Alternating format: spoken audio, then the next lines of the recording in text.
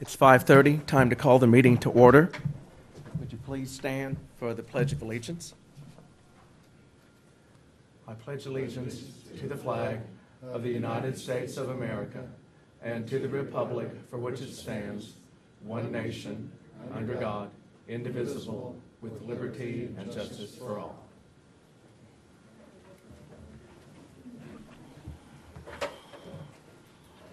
Well, thank you to everybody that showed up here tonight. I hope this meeting goes well, and we're not here an indefinite length of time. First on the agenda, we have adoption of the agenda. Commissioners? I'd like to remove items C and D from consent agenda to items for commission action. All right, Gary? Sounds great. Okay. So I make a motion that we adopt the agenda with the exception of items C and D. I'll second the motion. All in favor, Commissioner, signify by saying yay. Aye. Aye. Aye. Okay, all right. Next on the list, presentation. Swearing in of new Independence Police Department Officer Richard Shirley. Chief? Good to see you tonight. This is a pretty special swearing in. Richard's been with the city since, I believe, 2013. Started out in the park and zoos, working in the cemetery. He's got some supporters from his crew here. I just saw Jim. There he is. There's also some of the supporters from the Police Chiefs Advisory Committee here. So this is pretty special, though. Richard's been with the city for 6 years. He's been with the police department for 2 years. He was the very first person I hired in Independence. So he's turned out to just be a wonderful person to work with, and we're really excited to have him. He's been with us since 2016, worked in Park and Zoos in 2017. He's a husband, father, and if you follow our Facebook page, which everybody in the community, you should be following our Facebook page. You might know him from his role as the beer guru on some of our fundraising videos that we put out. He has his own theme song and could be seen coaching IPD personnel on the fineries of growing facial hair. So he's recently graduated from Police Academy, went through the hiring process and graduated from Police Academy, and we couldn't be happier about it. So his wife's here tonight. Jade, if you'd like to come up. I'm going to have Jade pin his badge on, and then we'll have David swear him in. Richard, raise your right hand.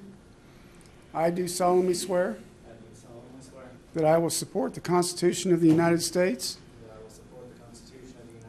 and the Constitution of the State of Kansas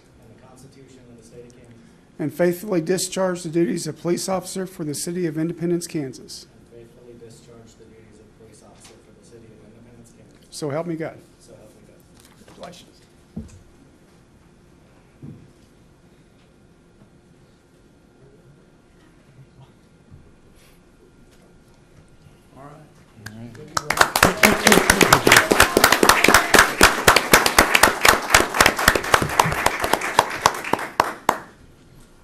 All right. Thank you for your service, for serving, Richard. All right, moving on to item 3, the common consent agenda. Do I have a motion to approve the common consent agenda with the exceptions of C and D? So moved. All in favor signify by saying aye. Commissioner Kaflish? Aye. Aye. And Mayor? Aye. 3-0. All righty. Items for public hearing.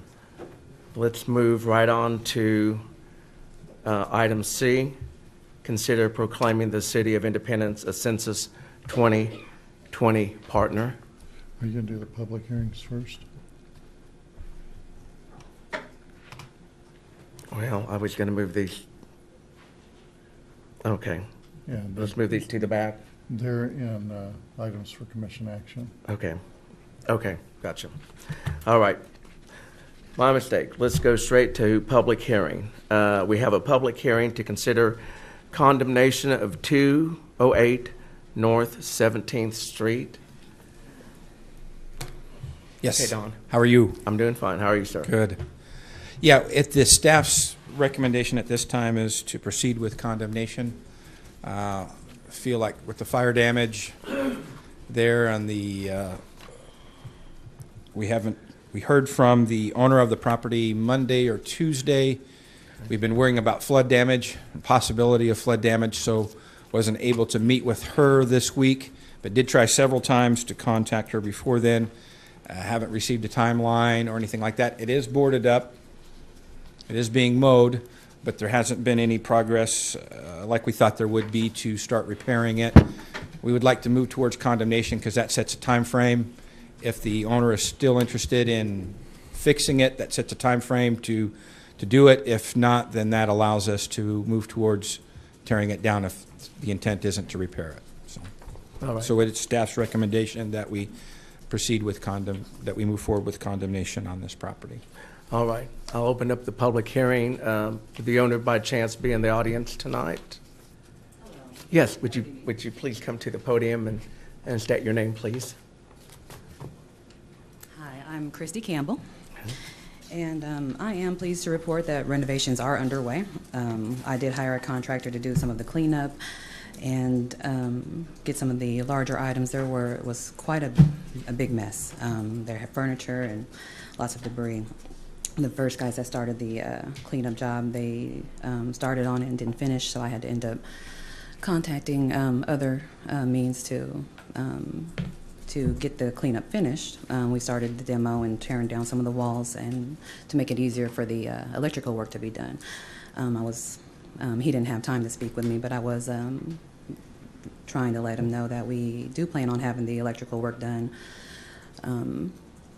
We're working on raising the funds. It's going to cost me a couple grand, so I'm about halfway there, and do plan to continue taking on extra work to get this project taken care of.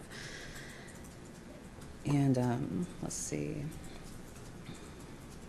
So I do, as I mentioned, I have had I have it contracted and to have the grass cut, along with some of my other properties. It has been taken care of every couple weeks, and I have made sure that it's in a presentable condition.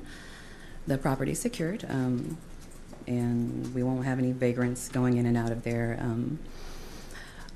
What I would propose is to perhaps we could put a hold on the at the water department or in the electrical company, and let them know that there has to be an inspection completed before we turn on the utilities. That was the case with the house that I currently live in. They had a hold on it, and I was able to go speak with him about getting it turned on, and had the electrical redone at my current residence prior to moving in back in June of last year. So I was assuming that may be able to be a suitable or a reasonable solution for the issue. As we can see, it's not abandoned. I am still working on the property and have significant investment in this. Do you have, on these estimates that you've been given, you have a cost involved, what it's going to cost to make the repairs to the house, what the total costs are going to be? Yeah, it's going to cost between $5,000 and $6,000 to do the complete work. They gave me a rough estimate to be about around $2,000 to get the electric redone, and I have some contractors that are willing to work with me on getting the repairs done to the bedroom and to the bathroom. And there's a part of the ceiling in the living room that needs to be repaired as well. So that is my plan. We are still working on it. I've had several truckloads of trash pulled from that house, and as I said, we've been maintaining the property, keeping it up, upkeeping it. So I would, really would like it to be turned over, and we can put a hold on that. And obviously, whoever moves into the property in the future, we'll have it inspected, and we obviously want to make sure that the house is safe before anyone moves in. So I definitely agree with putting a hold on having it, letting there be any activation to the utilities until the inspection is complete. Okay. Have you had a chance to talk to Dawn?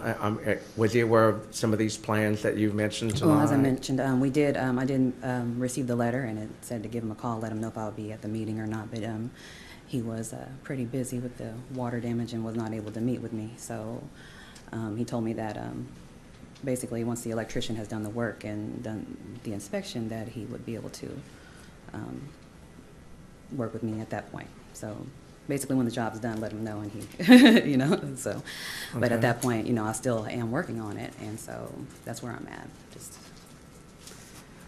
And I Okay. mean, obviously when I came here the first time, I wasn't even aware that this was an issue until a couple of days prior to, since you guys had sent the notice to the previous owner. And, you know, we were given 60 days, but I do feel like I'm going to need more time to work on this property. It's been less than 6 months since the fire. So, you know, I think that, you know, I should be able to get this taken care of in the next couple months. I do, like I had mentioned before, I would like to put it on the market by summer, and I do plan to sell the property. I do not plan to rent it out. So I just want to get it to where it's in a livable condition, where somebody can come in and take over the property and purchase it, and hopefully have it in a living condition prior, because we know that the electric over there is a mess. Okay. Do you have a schedule? I do have some people scheduled to come in. Well, they've been going over there, so it's still a process that we're working on. I've had people over there just yesterday working on it, and plan to come back and work on it as long as it takes. As I mentioned, the first crew bailed out on me.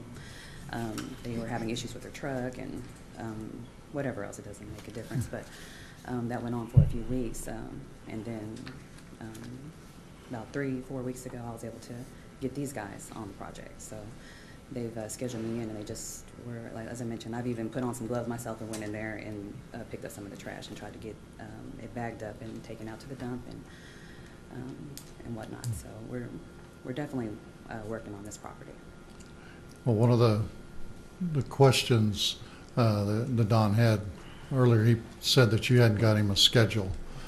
One of He the didn't request one until. I understand that your first contractor backed out, but now that you've got a contractor, you started working, can you get him a written schedule, not one that you'll be held to, but a good idea where you're projecting to be within 30 days, 60 days, and just some timeline so that he would be aware that work is going on? You can do that now? Well, I can. Not today, but Yeah, but I can definitely. within a couple of, okay. Definitely, I mean, I've already had it budgeted and in my forecast, so Mhm. it's definitely at the top of my list. So And- I can get that to him. And have you given him a good contact number and address for you? Yes, he has my phone number. Okay. I've attempted over the last month and a half several times to contact her, not received a call back until Monday or Tuesday. Can't remember if it was Monday or Tuesday. This week all the days are kind of blending together, but that was the first contact. So we didn't really discuss the electrician and waiting till after he was done for inspection. We'd really like to have an initial inspection, see where we are with the property, do an HQS inspection, see where we are, and then kind of have a guideline to go from. That's really what we had talked about last time. The reason to contact is to go in to do the HQS inspection, kind of know exactly all the damages that we have, where to start, what to do. I'm not sure who the contractors are, if they're licensed, not licensed. I don't know any of that at this point. So Okay. Okay. Yeah, that information you need to make available to Don, and then set up some type of a schedule that can be followed, and he can monitor to see that repairs are being made in a timely manner. You'd mentioned earlier about coming up with funds to make the repairs. Is that going to be an issue with you, or are you? Well, I was avoiding going and getting a loan, if you will. Okay. However, I do have some other people that have been interested in investing with me, and looking into securing some funds there, but as I mentioned, I'm taking on extra work, and I've been saving towards the electrical issue. That's obviously the main part, and then the renovations. We'll be able to, work as we go. My family has worked in construction and have some materials that they've offered to me, and help as well with hands and whatnot. So we're working towards getting that in order. Okay. All right. Is there anyone in the public that would like to make a comment while this hearing is open?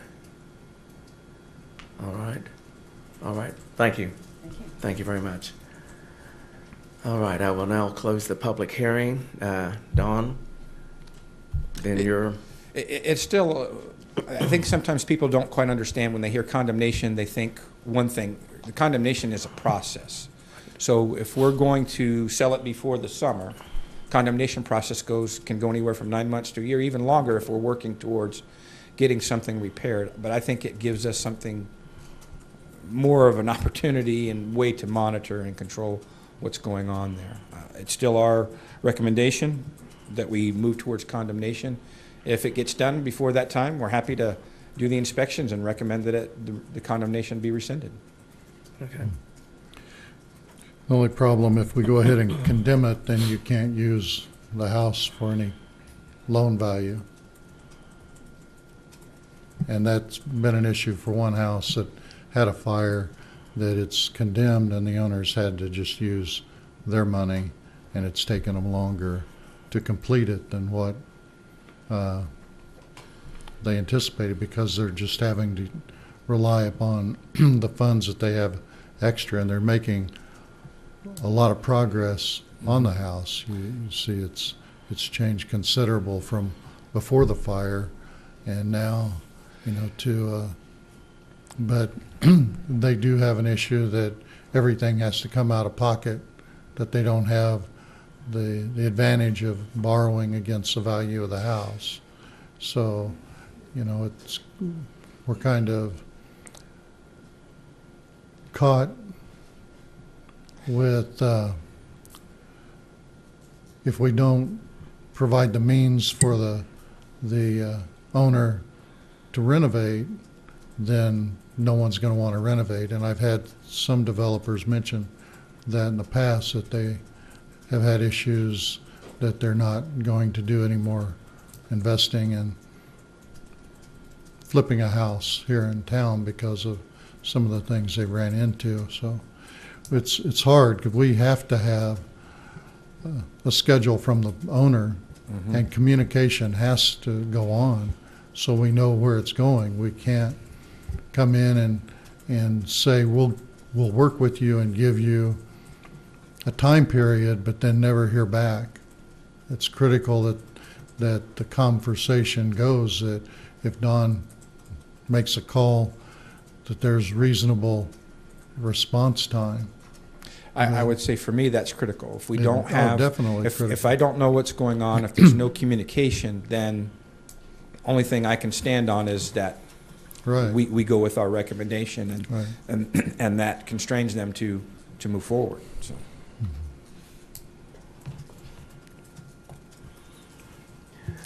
I'll make a suggestion, Larry. If you don't condemn a house because you're afraid you're going to hurt the owner's ability to get a loan, you might as well just not condemn any houses, because they can come in and say that anytime. She said she wasn't going to get a loan. You could condemn it, which puts her on the clock, and if she decided she needed to get a loan, you could tell her, make your application, get the line of credit letter from the bank, and then she could come to you and you could rescind the condemnation at that time to allow the loan to occur. But I think she said she wasn't going to get a loan. And without the condemnation, he's got no authority to do anything. Okay. Yeah, I can see your point in that, but also then, the magnitude of damage to the house, it must be repairable, or she wouldn't be willing. We don't have any pictures. We're just basing it on, and not current pictures, but pictures of the night of the fire. So, we have no reference to where it is at this point.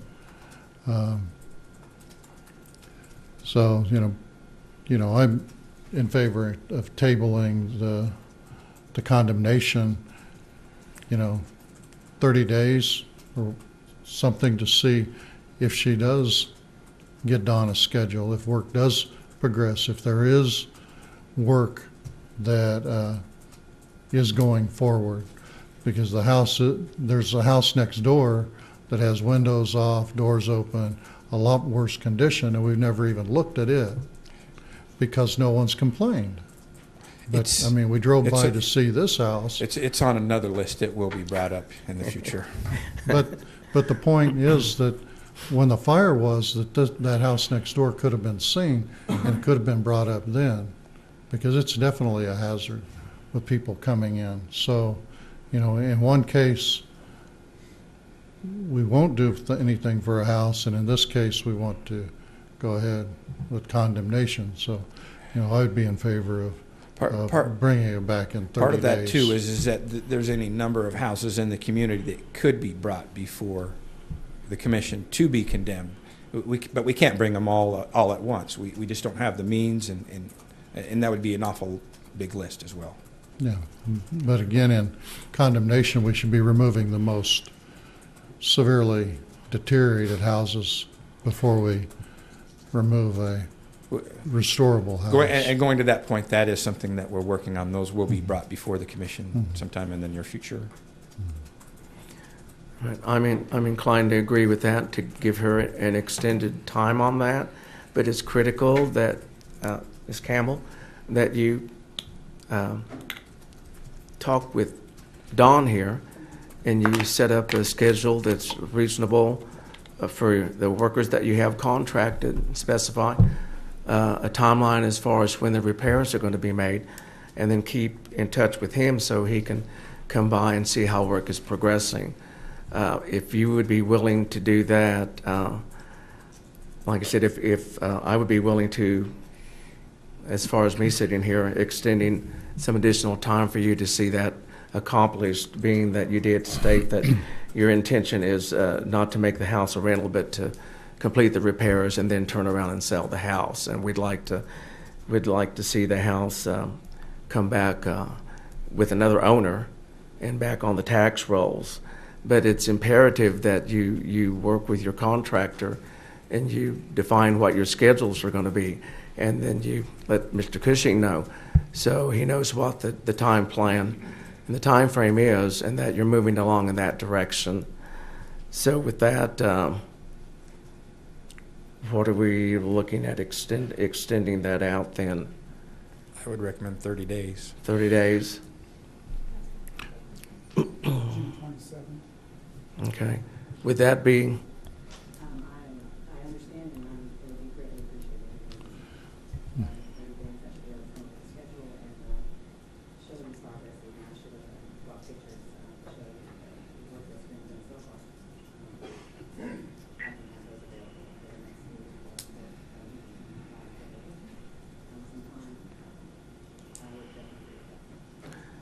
All right. That would be great. Well, I'd like to see that.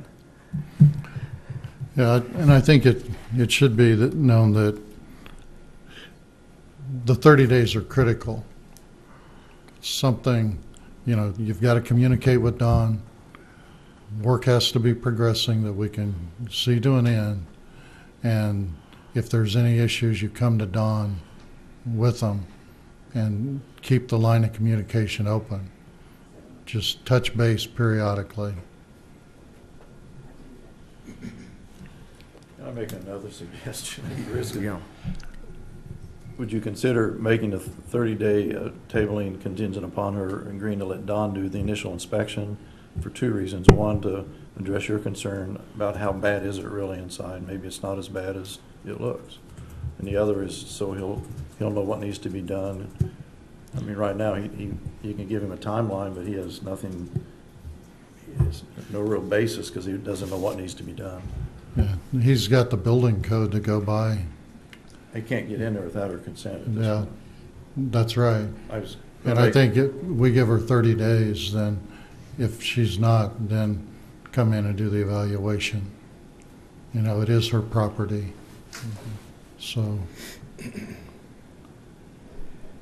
know, if he's going to have to inspect electrical, then I think the power is off, isn't it, Don? Yes, it is. So to set the meter, she's got to have the electrician sign that he has completed an inspection. And then you have to be available to look at the meter setting before the power company will Yes. reset a meter. So the electrical will be done at that time. Yep. So we'll know then. Yeah. Do you have the names of your contractors that you could get to him and? Yeah, okay. So do we need a motion? Well, Gary, have any questions? Gary, you have any questions on that? No, I don't. Thank you. Okay. I make a motion that we grant an extension of 30 days till June 27th, and within that time period that the owner prepare a schedule for construction and submit it to Don Cushing. All right. I second. All in favor signify by saying aye. Aye. Commissioner Fish? Aye. Aye. Motion carries 3-0. All right. Don, thank you very much. Ms. Campbell, thank you very much. Okay, next, item B.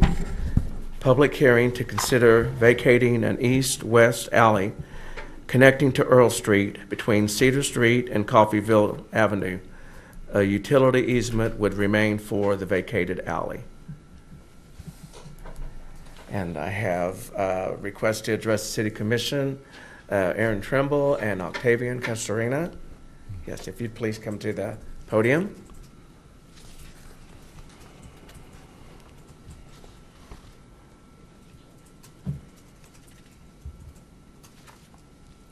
All right. Now, you were here, the meetings, they all kind of blend together, but were you here the previous meeting? Yes, yes. Okay, okay. And did you have anything to add on this? Not really, just. Same thing. Same Okay. thing. We wanted to just close it down so we could build a garage. Okay. And if I understood right, will be behind 10 1024 For- Coffeyville Avenue. East Coffeyville Avenue. Okay. And you own the property, We live at 741 Cement, okay, gotcha. and we own the 4 lots behind that, the 1013 East Cedar. Okay, And then we own the 4 lots that are 1024 East Coffeyville and the 3 to the west of that. okay. All right. I will open up the public hearing. Anyone in that area that would like to comment on this? Okay. Gentlemen, either one of you have questions on City. this? Kelly, do you have any comments about? I haven't received any comments. Sorry.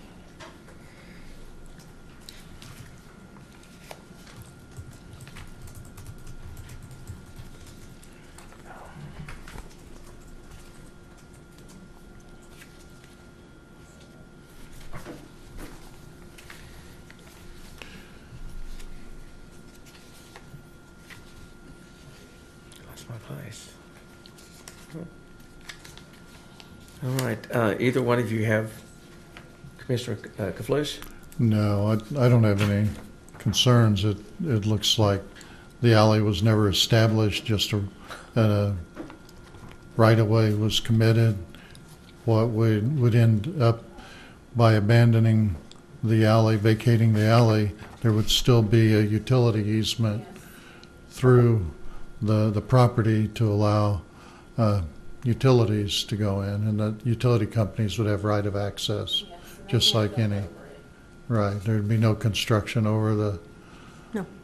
right-of-way, and there would still be an alley between Cedar and Coffeyville Avenue?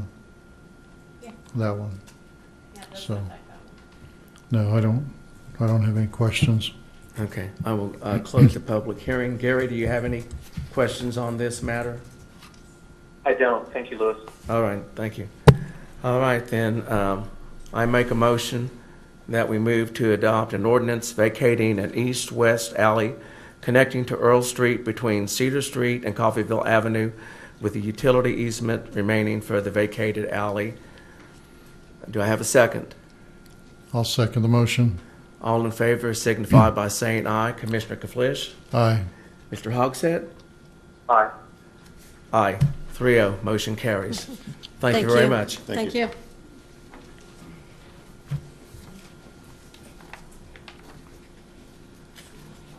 Okay, now we move to items for commission action. And let's go ahead and, I jumped the gun earlier on this, but let's go to item C. We'll move that up first, and then item D, and then we'll move on with the rest of the items for commission action. The item C that we're going to consider, it's proclaiming the City of Independence its Census 2020 partner. It wasn't clear what the purpose of this was. It just talks about met with representatives, but the group wasn't identified who had made the request, and talking about forming a complete county committee, representatives of community service, trusted voices, and the purpose of this committee, what they were planning to do, who made the request. It just seems like another proclamation comes in and adopt it. There wasn't enough information to put relevance to why it was here. And in the consent agenda, it just didn't seem the opportunity to explain it to the commission and the public. The people we met with, representatives of the 2020 census, is the federal government. Mm-hmm. Those were representatives of the federal government working on the census, and they're different people around the country assigned different areas of the country, and they go around to communities and asking for a proclamation. To them, the key thing is get a commitment to do the census from the community, and also when they talked about the trusted voices, that were their term, trusted voices, so that when there is a census being done and they are doing a count, that people that are trusted in the community are proponents of it, so people who may, for one reason or another, be concerned about completing the census might not do it. They want to get it. That's why they call it the complete count, and that there is a mistake there. It says complete county. It should be count. Oh, okay. Complete count committee. That's what's established. So you have those trusted voices, and this is the first census that you can do online. They won't have people coming knocking on every door. You can actually do it online. But they wanted to get that a committee established of the trusted voices, and we haven't, since we met with them, we haven't, as staff, talked about, establishing that committee, how it would do it. I mean, it'd be appointed by the commission in one form or another, but how we would nominate somebody for that committee, how large it would be, we haven't even talked about that. But this came from like I said, the 2020 census is the federal government. Yeah. So that's the group that we met with, and we want to make that commitment to do a good count, because we want to be accurate, because as mentioned there, of course, your count can depend on a lot of what you get from the federal government in terms of services, especially for some nonprofit groups and so forth, about what's in the community. So we felt it's key that we do a proclamation for that reason. But yeah, it didn't say federal government, but that's what the 2020 census. Yeah, that's what it was. Wasn't clear. That's what I was curious if it was a Census Bureau that was making the request, because, you know, and with the proclamations, and they just seem to sometimes be redundant. They're done, but where do they go? Like, well, with the consent agenda, we'd make this proclamation. If it's that critical that we let the word out, well, we make it in the consent agenda, but then where does it go to bring the attention to the people? And I don't think people realize the significance of how it can apply to representation in government, and using the data for grants, for Right. federal funding, and all this. So, you know, it's significant. Yeah, this was kind of the first step after we met with them, say, here's the first step that they recommended, and they're available to us all along the way to assist us in our, setting up a committee. Mhm. However, we want to use them, but they were there were two of them that we met with, and they, like I say, they serve this area. Mhm. I mean, it's a pretty large area, it's like 3 states, Mhm. but they are actually located, their offices are in Kansas. Yeah, I could see that with the mail-out cards, you return them, the tendency to put them aside and ignore them. With a committee like this, it definitely has to be across the spectrum committee, because you get Right.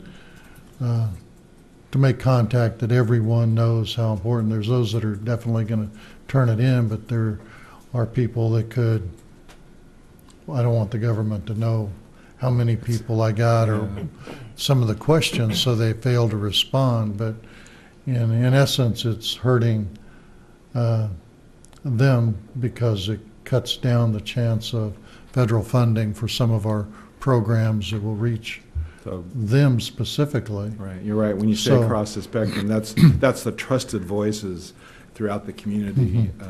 So people that Yeah. are trusted in different sectors or communities, parts of the community, Mhm. they hear from them say how important it is, and they trust those people. Mhm.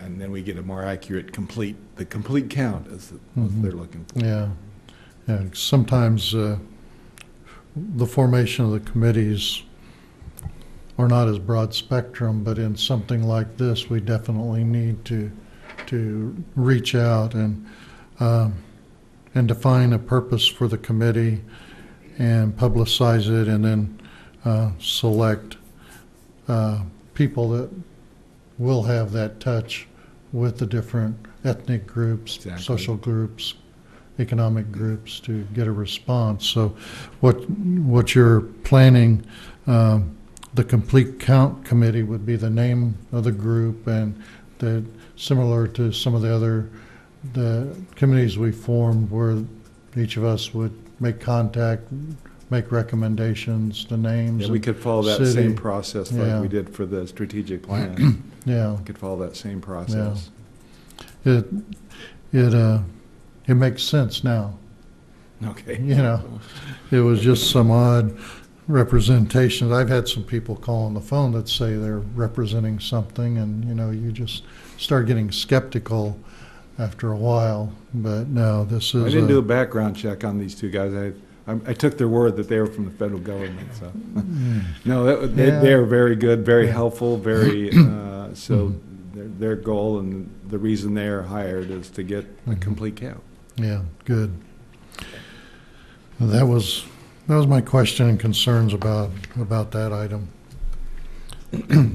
On the complete count, when you think about missing an individual in the count and how that adds up, I think I read in some documentation, figures out around $38,000 in a loss of projected funding you might get if you miss someone on the census. So in other words, if you get a card or you don't go online and fill that out, it definitely has an effect on what type of money we're going to see. $38,000 is a pretty good amount of money, and then you start having people that don't fill it out, don't go online and do that, that number starts to build up pretty rapidly. And I think that's based on a 10-year period. But even at that, it's important that everyone is counted in the census. So this is just the first start of us getting this information out, and there'll be more to follow. Because I will say, we have been contacted by the state census as well. So they work with, there's a state office of the census now as well. And we've been contacted by them just by email. When they make that point you just made, Louis, how much, one person could mean to your community not being counted, and it is significant. So we're working with both state and federal, but this comes from the federal government Census Bureau. Okay. All right. Gary, do you have any comments to make? I do not, thanks. All right. If there's nothing else, I make a motion that we proclaim the City of Independence a Census 2020 partner. Do I have a second?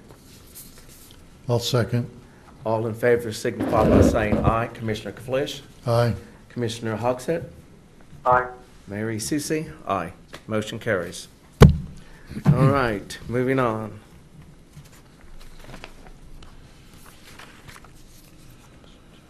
All right, items for commission action. Item A, considering... Item D from consent. Oh, I'm sorry. I jumped the gun again. Item D. Consider adopting an ordinance regulating open burning, recreational fires, and other portable cooking devices. Sean, how are you? My question with this, it said that it would amend ordinance 17-113. In the city ordinance, it was listed as section 9040. How does it integrate and amend the wording? We had the revised or the new ordinance, but it wasn't clear. Is that it's now replacing the old ordinance 17-113, is it? But then it didn't show how it was amending or being added to. That old ordinance contains a lot of other things, so we're not, it was just that one part in that Right. old ordinance where it was only like one line or so. It didn't- Burning of refuse. So Right. I didn't bring my file because it was on a consent agenda. I know there was a question. What about? I did this work about 6 months ago, so so why it took so long. It was on a consent agenda, so I didn't bring my file.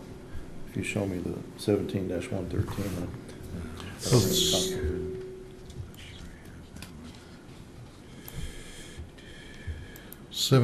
17-113 is really ordinance number 3266, isn't it, Kelly? Yep. So,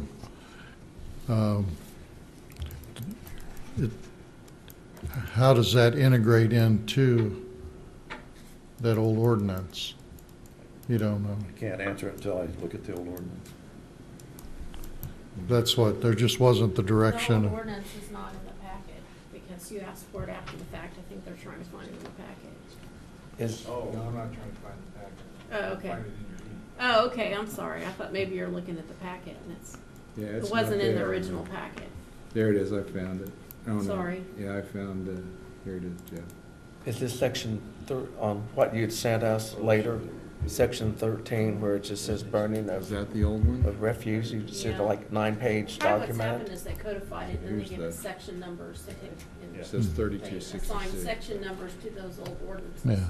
So section 90-40 is what we're talking about. Okay. And normally, well, sometimes in the past, when we've had a amendment to an ordinance, we get the explanation of here's where it fits in, and this is what changes, and that's what was confusing. And I didn't get a chance, other than late yesterday, to get into it. I understand.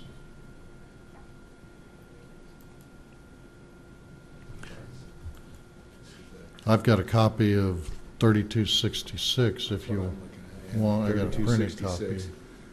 3266-13, the section 13 is Page 8, isn't it? page. Yes, yeah. And it Yeah. reads identical to Burning of what refuse. 90 dash, section 90-40, as I just read it in with what 90-40 reads.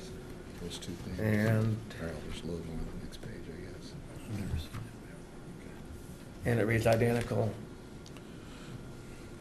That's what we're trying to. It was section You're what? referring to a different one. It's 90-40, but this Yeah. reads section 13, reads identical.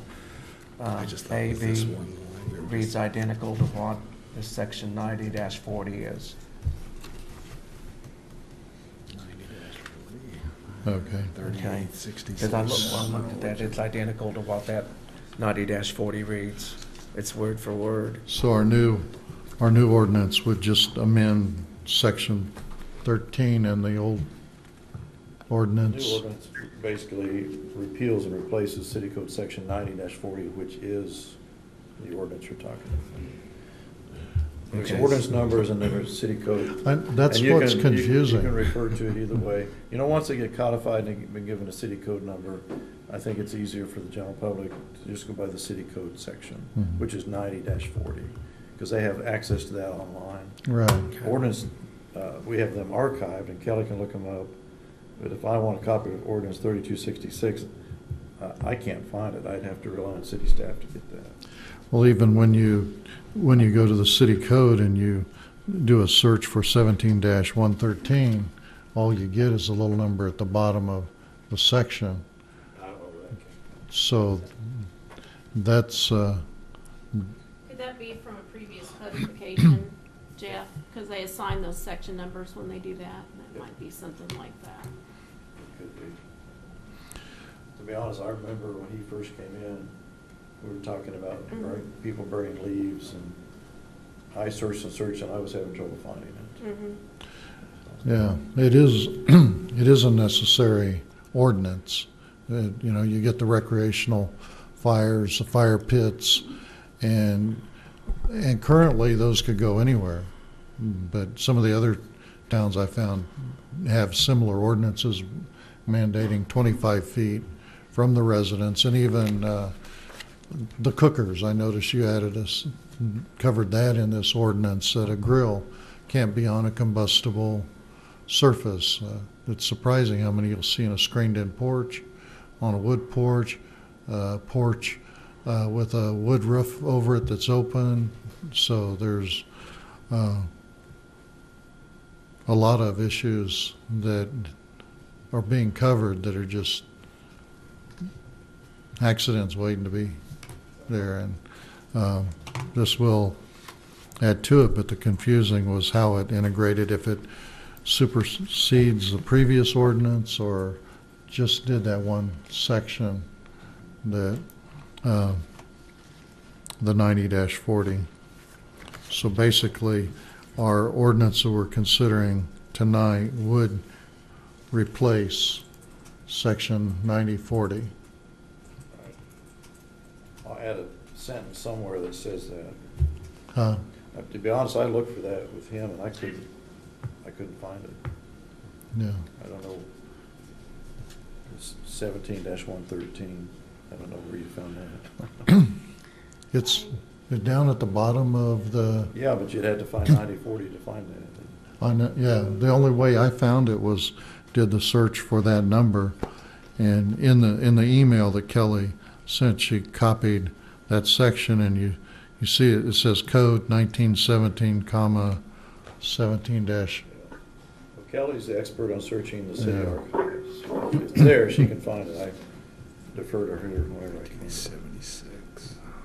Okay, so my question is then, the motion would be to amend city ordinance 17-113, or were we looking at City code. 3266? We're looking at city code section 90-40, Okay, Yeah. which is synonymous with those two numbers you just said. 90-40, okay.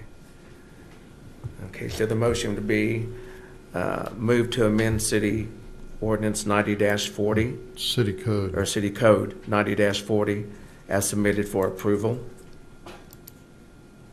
Okay? And I'm Do I- going to add a sentence to the one you have in front of you that says that, Okay. because I don't think it says that in. No, No, it doesn't. no, it didn't. And that, the more I looked, the more I kept trying to go back, but, okay. Okay, so do I have a second? I'll second. All in favor signify by saying aye. Commissioner Kaflish? Aye. Commissioner Hogsett? Nay. Nay. Commissioner Susi? Aye. Motion carries. Did you vote nay? Nay. Okay. Yes.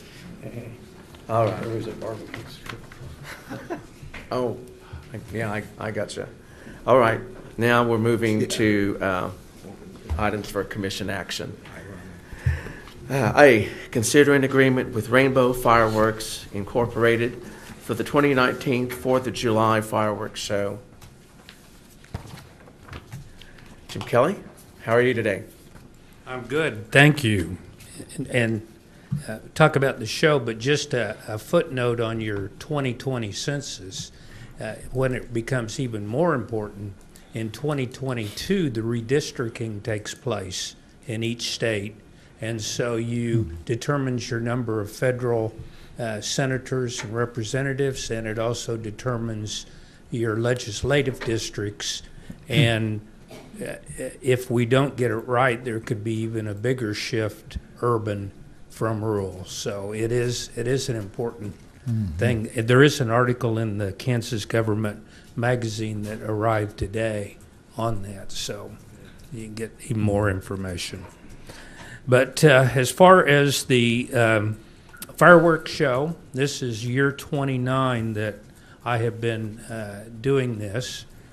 Could be end of the road this year, but it's year 29. And Rainbow Fireworks is a company we've used the last 4 or 5 years. It is a company out of Inman, Kansas. Our show this year has a total of 683 shells in it.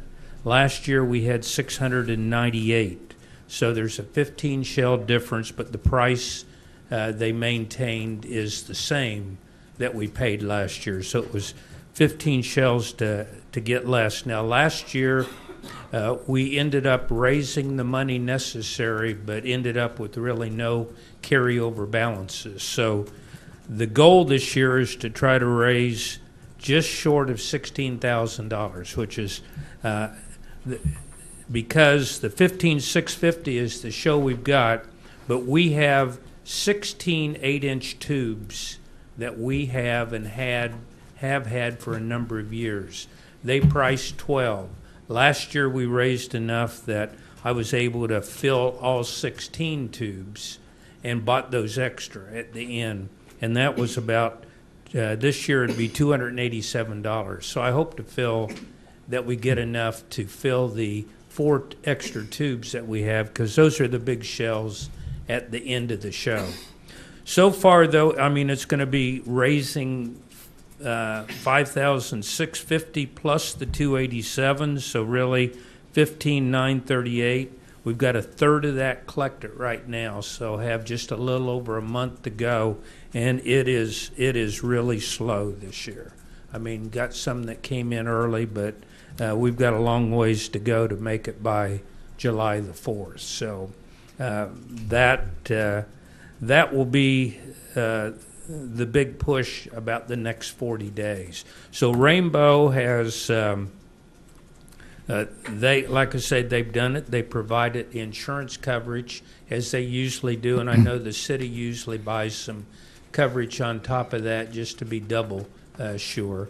But so it should be very similar to the show that we had last year. Going to have music broadcast again with it on 102.9, so they'll have a soundtrack recorded that it's not simulcast, but it's played and fairly well timed to the show. So that's the proposal with Rainbow, and get it approved, we'll get it into them, and then They come in, set up the show, and in the price, they set up the show, provide the fireworks, provide the shooter, and everything necessary to conduct the show. So if you have any questions, I'll be happy to try to answer them for you. But the shell breakdown is very similar. The biggest loss in the count, there were 13 less 5-inch shells. So everything else is pretty similar. I'd like to say thank you for taking on this project 29 years. That's quite a responsibility that you've taken on and to provide. Well, it was when I exited the commission in 1991. There wasn't going to be a show, so we took on to get a show, and somehow it's never left. So, okay. Yeah. Well, probably until you either step down, there probably will be no one that will come up and volunteer to take your place until you. But I do appreciate, and I know that you're approving when you do this, that if we don't raise enough money, that the city would make up the difference. And I mean, I will warn you, this year could be the first year in 29 years that's ever happened, but it is a little tougher each year to collect the money, and this is the first year that we've started out with really using everything last year to pay for the show. I noticed somewhere in the paperwork about the show, they said if it rains July 4th, that the show would be scheduled July the 5th. The 5th. Yeah. With the last week we've had, what if July 5th is a rain day? Do we reschedule then, or do we get a refund, or how is that handled? No, I think it's in there. They can call off the show. Mm-hmm. I mean, they can say we're not going to do it and we'll reschedule it another time. If they say we can shoot the show and we tell them we don't want them to, then we would. I think it's the down payment that we have to pay them. Okay. But we could. We've had a show rained out years ago. I mean, there was a flood. It might have been the 2007 show that we actually, they called it off because they just, everything got soaked, and they called it off, and they put on a show for us. They offered a couple different dates, and we decided to wait until the next year to do the show. Oh, okay. And so, but hopefully that's not the case, but I'm sure that was the 2007 one when it just was constant rain like this. That's what I was trying to remember. It seemed like we did have one, and the wording, the way it showed the next day, I knew that the time period was going to be longer. Right, and of course the reason they want it the next day is because they've got explosives on the ground, and they need to have the show done, and you couldn't say come back next month and we'll do it because they've got the shells on the ground. So I think 2007 might have been the only one that we had a real problem with rain, but this year it doesn't look good.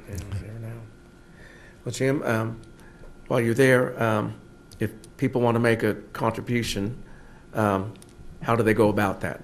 Well, the show is done under the auspices of the Community Foundation for Independence. So it's a 501c3, so it's a tax-deductible contribution, and it can be made to 4th of July Fireworks Fund, Community Foundation for Independence, sent to me, care of Community National Bank, Post Office Box 687, Independence, or they can be dropped at our main bank or our drive-in location.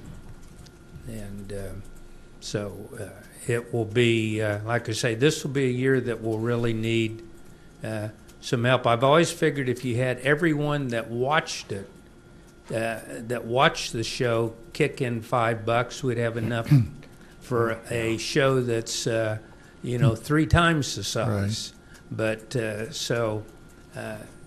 and it used to be more that way, but it's not now. So hopefully you'll spread the word that we've got about 40 days to raise the rest of the money.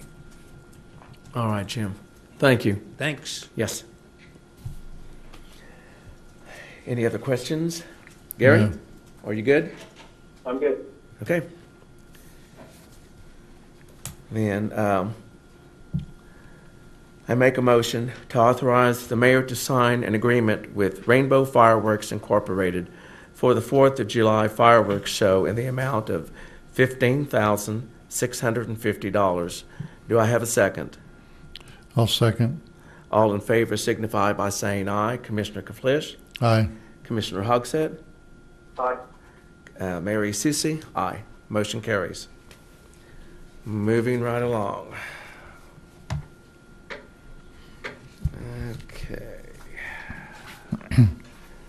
Okay. Mike, how are you? Good, how are you? This item is to consider some asphalt overlay work from Heckert. Right. Yes, all right. The city partnered with Montgomery County for asphalt bids again this year. We did it last year. And there was one bid received out of 13 invitations sent out. And it was come in with Heckert, $75.75 a ton laid in place. That's up from $67.69 last year. Milling came in at $2.59 a square yard. And then you see the locations there, and they're calculated out in the RCA. Comes up to around $276,000, a little over that for these locations. South 17th, Main to Cherry, that'll be a mill and overlay. Laurel 8th to 10th will be a mill and overlay. North 19th, that'll just be an overlay. And then North 11th, Mulberry to Dead End, that's an overlay. And then the one block locations, those are just overlays.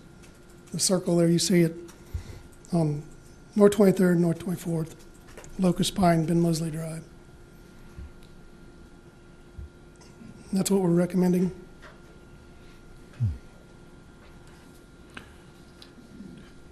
Did you say 17th was a mill and overlay? Mill and overlay, Okay. Main to Cherry. Yeah, that's the only way you're going to get that straightened up. The last two were just overlays, and the others were mill overlays. Laurel 8th to 10th is a mill and overlay, and the other 3 locations are just overlays. Okay. Mm-hmm.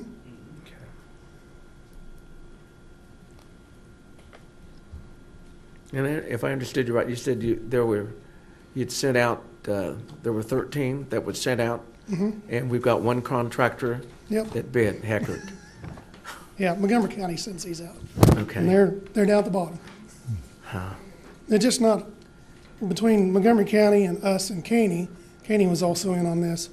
It's just not a big enough project for somebody to come from Kansas City or, Sure. Topeka, Schilling, or whoever, but it's just a small project. Okay. You have any? Well, so what we did really is just submit our roads in with the county package, and they took it, so we're all getting the same cost per ton? No. Okay. Montgomery County is a little less than ours. Of course, they do about $1 million. Yeah, okay. And then Caney's was 86, somewhere around there. And that's because they got to drive, the distance from Cherryville plant to Caney. And we're caught right in the middle, so we kind of got the middle price. Okay.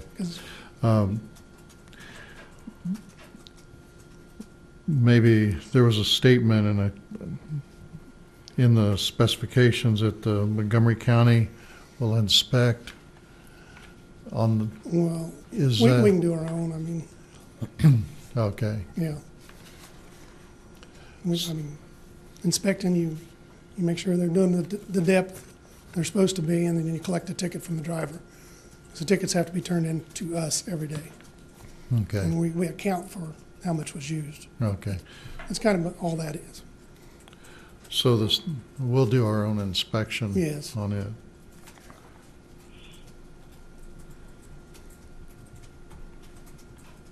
Street department representative will, Yes, or I, you, or me. yeah.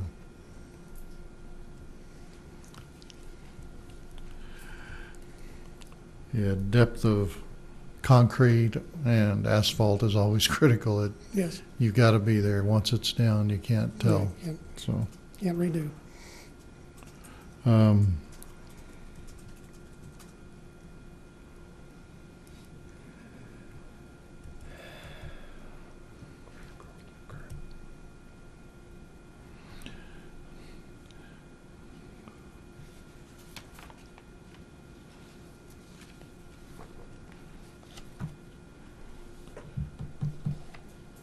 All right.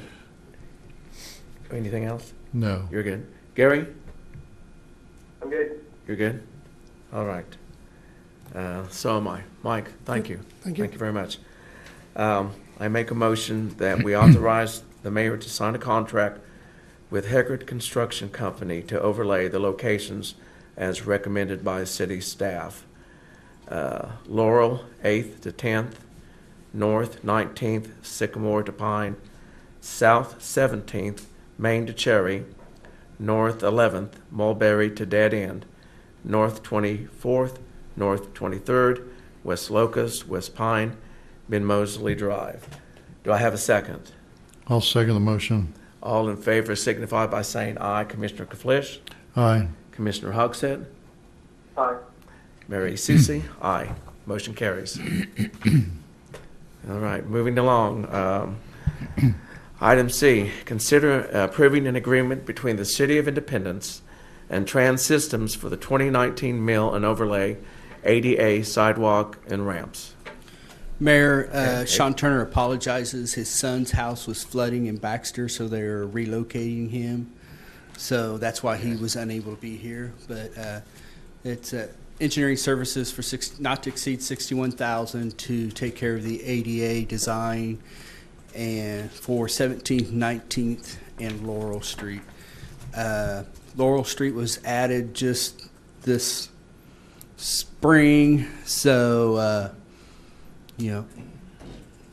we had to wait to kind of see how much money we had, so that's why we're just now bringing all this to you. All this design work will be done, and the ADA work will be done after the street has been overlaid and milled and overlaid. And once it's designed, we will go out for bids and bring those back for your guys' approval. Well, what did they have to do with the mill and overlay if we bid with the county? Excuse me? I'm sorry, Larry, I didn't quite understand. The mill and overlay. Well, we were waiting to see what the price is, to see what projects we'd be able to do. Well, if we bid our streets with the county, then what did Trans Systems do in that process? They had nothing. This is just strictly to do the ADA work located at these places related to the mill and overlaying of the street. Okay, which so requires us to fix the so ramps. they didn't do anything. No, with I'm that. sorry if I misspoke, Leonard.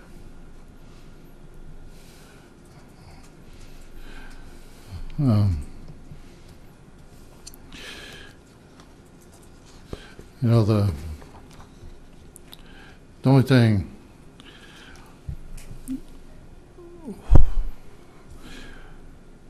well, I see in our projects with ADA, we've done beyond the minimum that is required by the ADA standards. Yeah, that's why I plan on bringing, once he gets it designed, back to you to review before we go out for bids. Well, the problem is we've got off track that, after they design it, we're too far. Mm-hmm. We need some closer monitoring of what is going to be proposed so that we're just complying Right. with the minimum And standard. I did spent a lot of time with the DOJ and we shook with photos and different, trying to make sure I had a good understanding of what we were doing and proposing in these areas, making sure we were not exceeding, as you said, work that did not need to be done. So, which I can tell you on 17th, we're primarily going to go down the west side of the street. There is a block that you can see from Google Earth where the dirt has covered the sidewalk. Our attempt, if I've instructed Sean, is we're not to replace it. Let's see if we can take the dirt off, see the condition of the sidewalk under there. If the condition is good, the sidewalk we clean it and move on. We're only going to fix the sidewalks where, a tree has totally displaced it. We're not trying to replace all the sidewalks. We're going in and doing the work we need to do to make it accessible route. Well, the ADA doesn't require an accessible route in a residential area. Mm-hmm. All they require are curb ramps where we alter the sidewalk or alter the road, or if we install a new sidewalk. Right. That has to comply, but there's no requirement in the ADA for us to do an accessible route through a residential area. We're just completing what's there, and that's, as I spoke to them, was a part of what we were required to, but I'd gladly visit with you about it. Or yeah, I'd like to see that we look a little closer. And the reason is, they will allow us to do anything we want, right? Because it goes towards accommodation, right? But we have limited money, and if we're looking at $2 million downtown, right? And then we can't spend our ADA money doing accessible routes in the residential area. Right. We need to do the minimum, because one of the things that we've got is we've got designated handicap parking spaces that are non-compliant. Correct. And that means once we mark them as handicap accessible, now we're liable for them complying. Mm-hmm. So when the parking space and the aisle to the ramp don't comply, we've knowingly created a violation. Yeah. So, we need to come back and start looking at those areas. Mm-hmm. We've got signage designating an accessible route that's not accessible. Mm-hmm. So when we come into the residential area, if we're just required a curb ramp, that's all we need to be putting in. And $61,000, I think we need to redefine first what we're going to do with our ADA, then renegotiate the extent of the work. One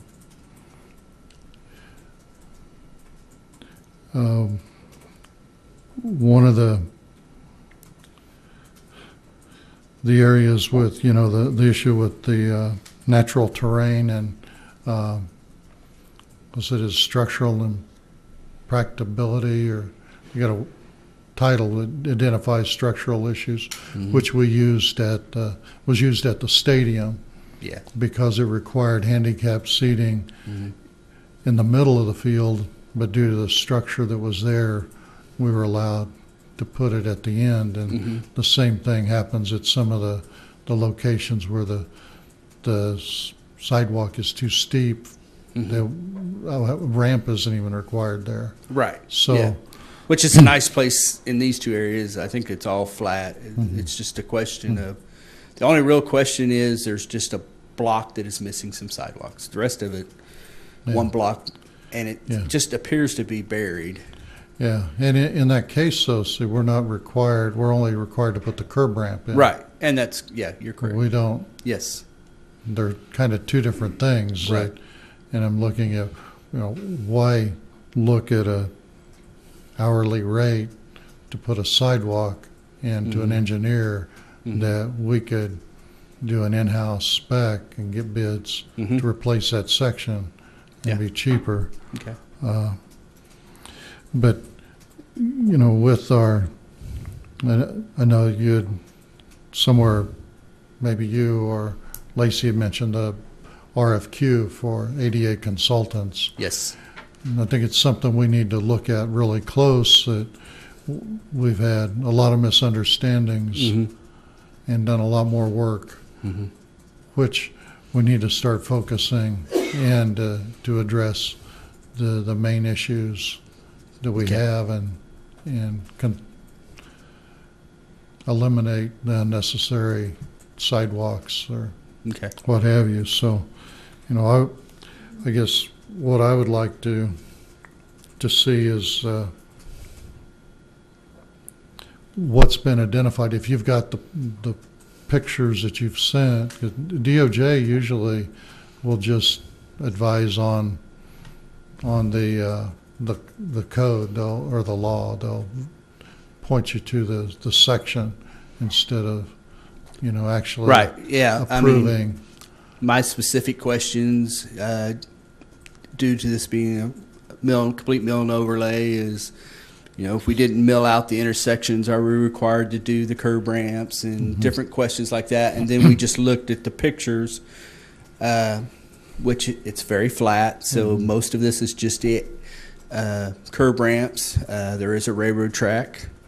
There is a area where there's a block that doesn't have houses, but on the other side of the street, there is houses. So we discussed that and how you could transition a curb ramp and take them across and around and then back to where there's a sidewalk. So trying to utilize the sidewalks that are there without having to spend a lot of money to put in other. Yeah, and that's where the ADA doesn't specify an accessible route through a neighborhood, through the residential. It just, accessible routes are mainly from the parking area to a building or building to building on a campus. So,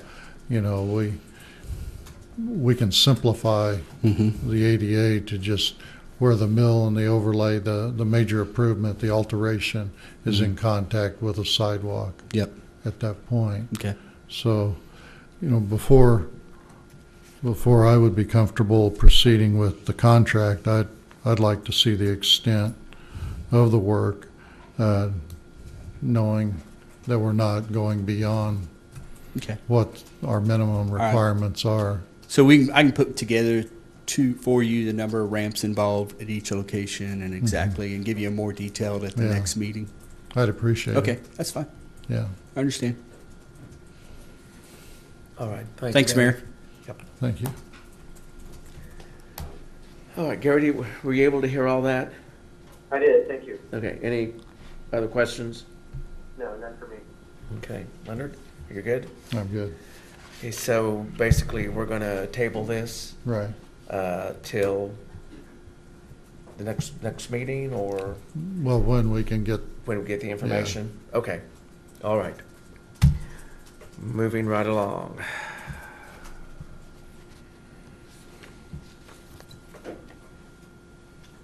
Okay, item D, consider proceeding with demolition of 606 Fountain. Don? Yes. As you may recall, I think 2 months ago, I was not here at the meeting. I was in Arizona at the birth of my grandson. But this was talked about. We have pulled asbestos, got the asbestos samples back, sent it out for bid for demolition, had gone through the whole process, and the owner came forward and said that he would like to consider temporarily or having an opportunity to work on that before we proceeded with demolition. You gave him 2 months to do that. I think he said his son was coming to move up here to live in it and that they were going to be working on it. Since that time, there has not been any work done on that project. There's also, as you can see in one of the photos, there's a big tree, which is a concern for the neighbors.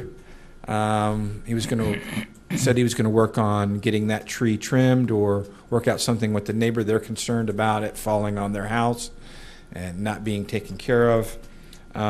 His son has not come here to work on it. Nothing has really changed on this. We've talked to him today about his plan or what he was thinking with it, and his plan has been to try to find somebody that would be willing to trade in exchange for work, maybe trade other properties he had, and for that, he's not actually doing the work on there, wants to work out some sort of agreement with somebody else to do that. That's not really moving forward. We would like to proceed with demolition of this property.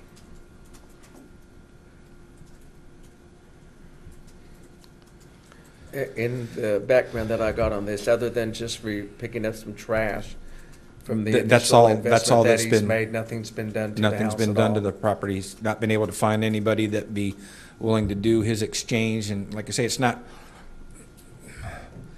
We were ready to have this thing done. We've got bids on it. It's a concern. It's been a concern. Nothing's been done. We don't feel comfortable that something would be done in the future. So. Okay. Leonard, you have questions? Is the owner here? Yes. I'd like to hear from him. Thanks for the opportunity to talk. I'm sorry you're seeing me here again because it means that we haven't progressed the way we wanted to. I did meet with Don and Dave and Lacey this afternoon. I have some other properties in town, so I'm going to be dealing with them on a number of properties.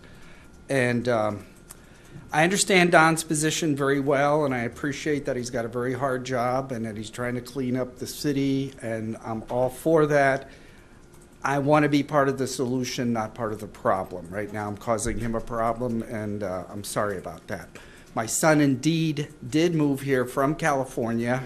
He moved at a very bad time when we had a very cold, windy March. And after about 3 or 4 weeks here, he decided, after 4 years of being in California and Hawaii, he decided he wanted to go back to San Diego. He was still on a lease out there with his, one of his brothers, so he went out there. I did deed the property to him, but I mean, so we did make some progress, but we still didn't get somebody to do the roof. And Don is correct that I am trying to work a deal with somebody to exchange doing some of the contract work for one of the other properties. And as opposed to, Don and I kind of talked about it this afternoon, that if his reality progresses quicker than my dreams, then the house will ultimately get demolished. And I understand that. I also understand that the city kind of has more properties of this sort that they're trying to get rid of than they have resources. So I did bring a list of 9 points that how I am actively working on it. I brought some sample ads and responses from Gmail. I've had a lot of responses from different contractors. In fact, after we met this afternoon, I actually met with a contractor today. I haven't signed anything yet, but I'm actively negotiating with at least 2 contractors right now to exchange work on this house for one of the other properties, so it would be a double win. They would work on the other property, that would be theirs, which would take potentially another city off of the blight list, another house off of the blight list. I can read my points to you, or I can just leave this with you. Yeah, leave them with the clerk. Okay. With our clerk, city clerk. Thank you. Sure.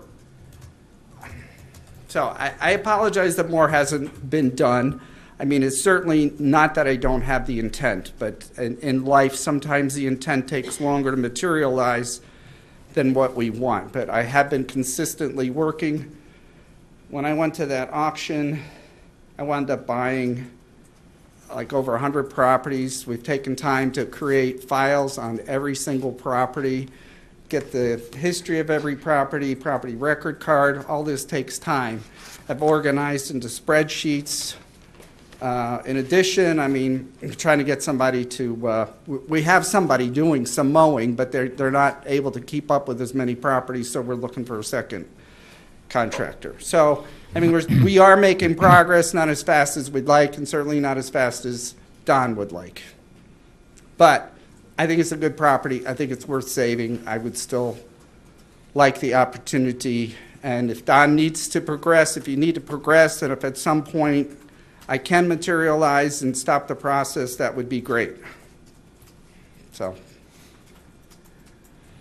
You originally came to us, was it late fall last year? no, it was, I think it was January? In January?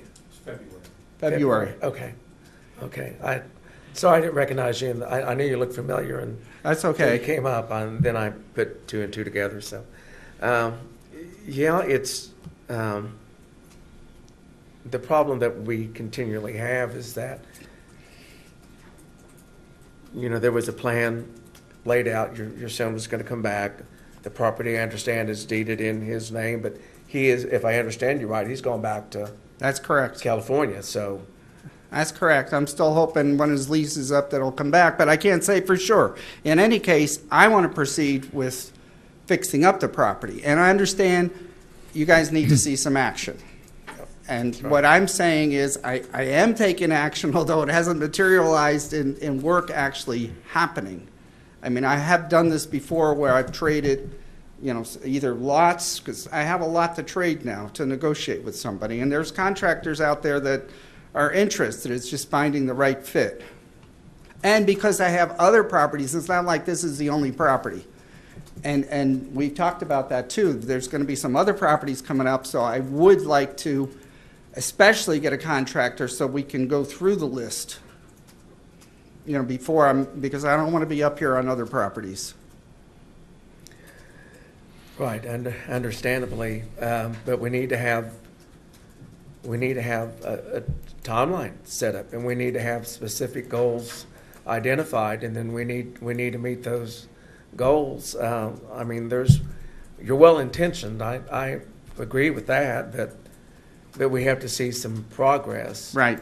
And they need to be conveyed to Mr. Cushing there, and then they need to be followed through so we can see that something is moving along. But I mean, there's still an opening there at the front of the house that's not been boarded up.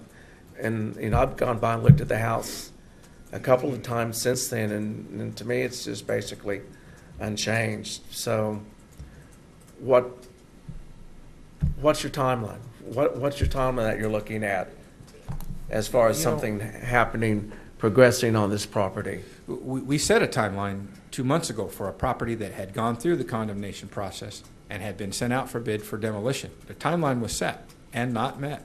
I think at this point, to proceed further to extend, we're making a mockery of the whole process. And we're not doing due diligence, in my opinion, to our citizens who we've promised and set expectations that these things would be taken care of, and then we're extending it out. We proceeded to the point of going through the condemnation and proving to go out to get bids and to get bids, pull asbestos and do all of these things. And now we're saying, well, we're going to take that back, give you another 2 months, and then if you don't meet that 2 month extension, we're going to consider maybe extending that. I think that's a dangerous precedent. I would generally agree with what Don is saying. However, I would like to make an analogy. When you plant winter wheat in the fall, I mean, you don't see anything until the spring. I'm planting a lot of seeds. I'm doing a lot of footwork. And yes, from Don's perspective, nothing has happened. I agree with that. From my perspective, I've planted a lot of seeds. I expect it to come to fruition soon, which will result in that house being restored and back on the tax rolls. If I wasn't here, if I couldn't present to you and show you evidence that, hey, I'm negotiating with contractors and everything, and I understand Don's perspective that he needs to see, a reality. So I hope we can find a middle ground that makes everybody happy. I think I need to clarify, it's on the tax rolls. I just don't think the taxes are being paid. He bought it at a tax sale, so they were not paid then. Right, but since then, it's always been, it's on the tax rolls. Yeah. So what I hear you say is that you're searching for a contractor that you can negotiate a trade, that he'll do work here and you'll give him another piece of property. That's correct. Okay, now, what if none of them will? where does that put you on this property? Well, I've been trying to sell, my goal originally was to sell off what I had in Coffeyville and take that money and put it into Independence. Now I am negotiating also maybe to sell some of the properties in Independence. So if I don't find a contractor, if other properties are sold and there's enough money, you take that money and you put it into just hiring a contractor. But the time frame to do that is indefinite. No, as I said in this sheet here, I'm looking at months. You're talking about we're talking about properties, not only this property, but some other properties that have been issues for years. For years. And Right. there's a whole list of properties that the city would like to deal with, but they can only take so many at a time. I would like to see this one maybe bumped back a little bit and some of the others pushed forward. And no, we're talking about months. We're not talking about years. Now,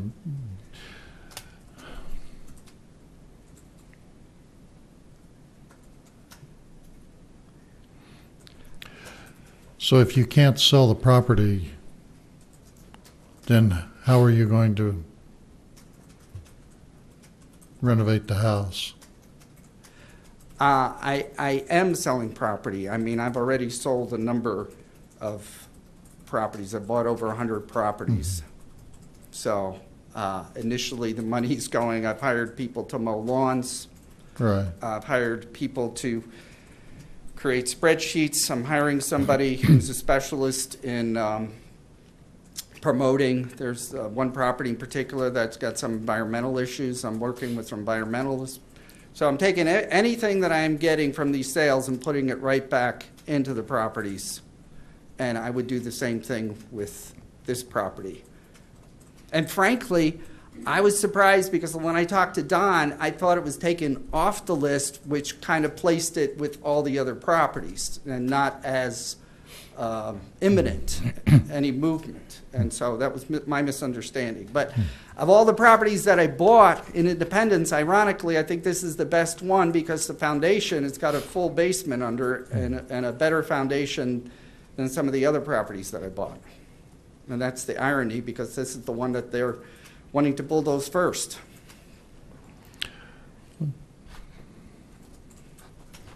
I understand, but you've done this in other communities, so you kind of know how this whole process is played out.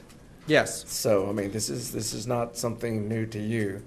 It may be new to me because I'm sitting here, but for some of these people that have served on the commission for several years, they're well aware of what we're trying to do here. So, Well, a question in the packet, there was a copy of the letter that was sent notifying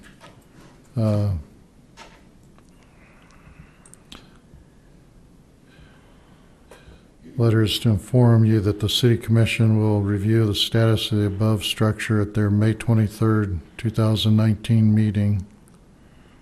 I guess this was a notice for this meeting, but who's Alexander Horvath? That's my son. Okay. Yeah, it was sent to 606 Fountain Street. Right, so I didn't get a copy of that. But I happened to be in town here today meeting with Don. I didn't realize this was on the agenda until this afternoon. Well, and the intent was Alex was going to move into the property, so I said, we'll start using it as your address, which is why when it was deeded to him, it was deeded at that address.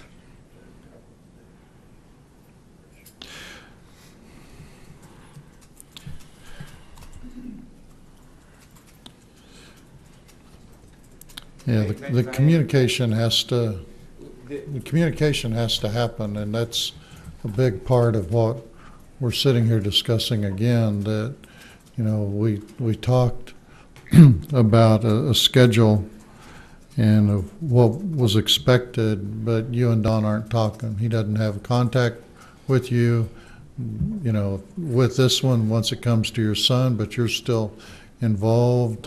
And I will say, You know. Don can attest to this. I've stopped in his office, and he's a busy guy.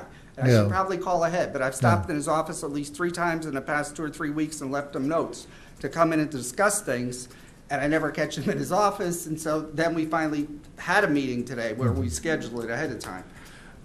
This meeting was scheduled 2 months ago. That's always been a known quantity. The contractor, coming with the contractor, that was not discussed in our meeting today. This is new information since 3:30. I mean, our staff's feeling is clear. We have gone through the process, and he's been granted an extension of 2 months to move forward with this, to try to show some traction. No traction has been shown. Nothing has been moved forward. And he purchased a condemned house. Yes. Could I speak to this for just a minute? I'd like to make a comment. This is, it really wasn't set up as a public hearing. It's not a public hearing. Okay. No.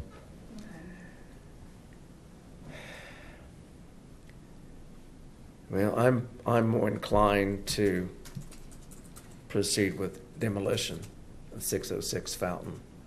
And it takes time. It's on the demo list now, so what time frame are we looking at, Don, if we proceed with that? Immediate removal. We got a bid to remove it. We have a bid to remove it. We so already have a bid to remove we it. just need to. Oh, okay. We just need to schedule that with the bid, whoever we've awarded the bid to. Okay.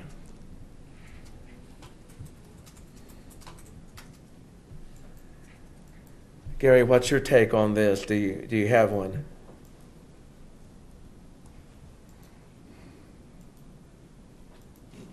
Gary? Okay. Gary? Yes, sorry. No, that's okay. What's your take on this 606 Fountain? We already have a bid on it. It's condemned. Yeah, it's a little hard for me since I haven't seen it now in a couple months. I obviously couldn't come see it this month because I'm living in Dallas for the moment. But I would tend to go with Don's recommendation. Okay. From the pictures, nothing's changed physically from the pictures, so even if you haven't seen it lately, it's still how as you remember it. Yeah. What's the date? Are these current photographs? They look like from last fall because all that scrap metal's gone. Fall, but Last fall. some of those things have been picked up, but the house is the same. Yeah, we've cleaned up the yard, we've kept it mowed, but basically, yes, the house is the same. Okay. You haven't closed up the windows yet, or Well, anything? that's a porch there. The house is closed up, the door's locked.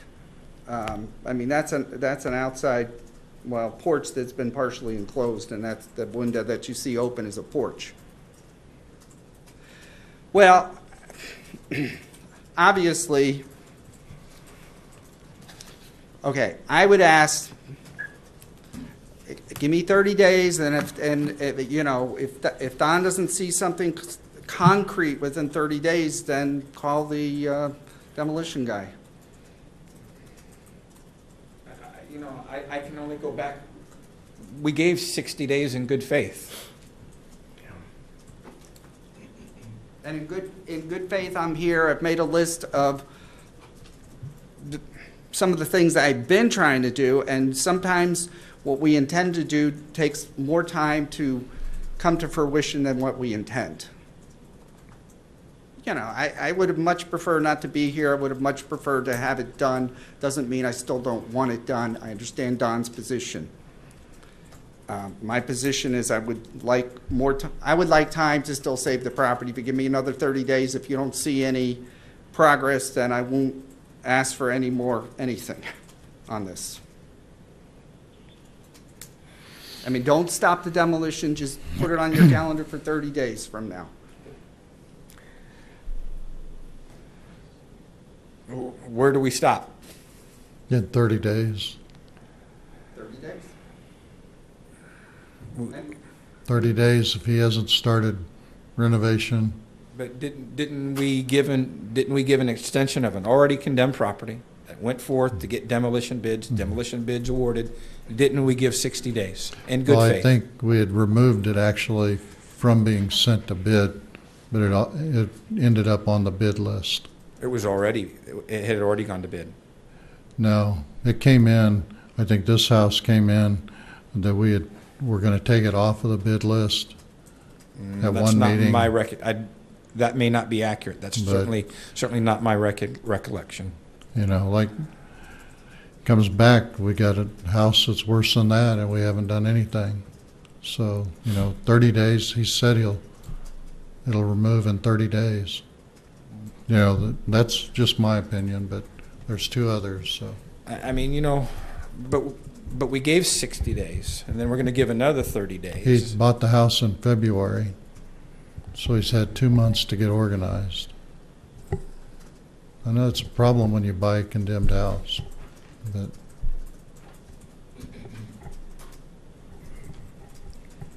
Okay, let me ask you this. If you're granted 30 days, what improvements are you going to make to that? What will you do in 30 days?